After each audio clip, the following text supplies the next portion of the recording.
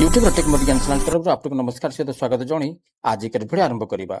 आजिकर video जाना आधार card को online माध्यम डाउनलोड कले आधार कार्ड वैलिडिटी अनलोन थाई गोटे क्वेश्चन मार्क थाए अर्थात से आधार कार्ड टी सिग्नेचर भेरिफाइड हो न था।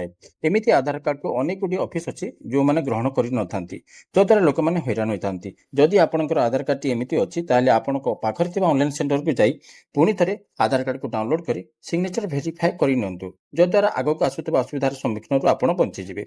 आधार कार्ड को केमिति वेरीफाई करा जाए एवं से स्थान में केमिति सिग्नेचर वैलिड एवं ग्रीन रंगर राइट मार्क चिन्ह अणा जाए ये विषय में यह भिडियो जाना भिडियो को प्रथम शेष पर्यटन देखते आप जानीपारे।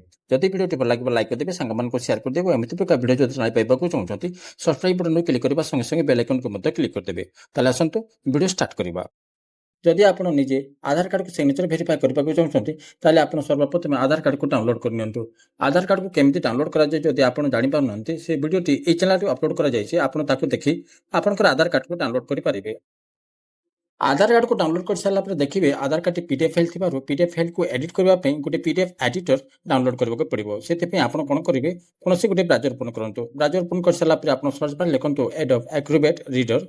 एडोब एक्रोबैट रीडर लिखी आप सर्च करूँ। सर्च कलापर आप प्रथम गोटे लिंक देखा मिल डाउनलोड एडोब एक्रोबैट रीडर। ये प्रथम लिंक को आप क्लिक करूँ। प्रथम लिंक को क्लिक कलापर आपन गोटे एमती गोटे पेज शो करिवो एटी डाउनलोड एक्रोबैट रीडर नामक गोटे बटन अच्छी बटन को क्लिक कला परे आपनकर adobe Acrobat reader T download हो जिवो। Adobe Acrobat reader T download हो सारा परे आपन कोन करिवे या को आपन इंस्टॉल करी आपनकर कंप्यूटर किबा डेस्कटॉप रे जोथि भी आपन करूचंती या को इंस्टॉल करी रखि पकेबे।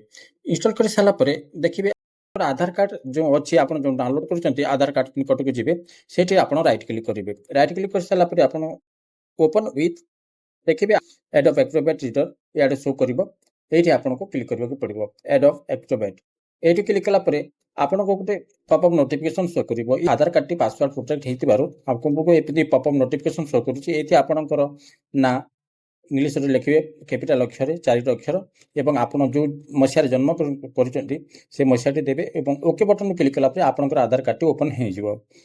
क्वेश्चन मार्क अच्छी से गले ये आप राइट क्लिक करेंगे देखिए सिग्नेचर प्रॉपर्टीज को क्लिक करेंगे एमती गोटे पेज शो कर ये शो सिग्नेचर सर्टिफिकेट को क्लिक करेंगे।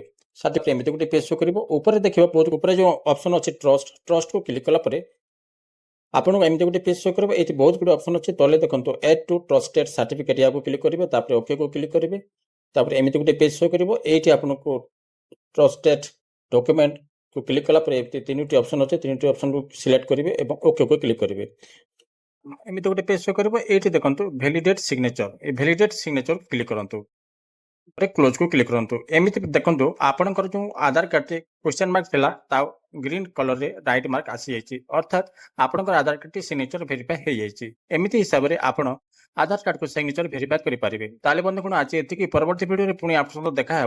Thank you. जय हिंद।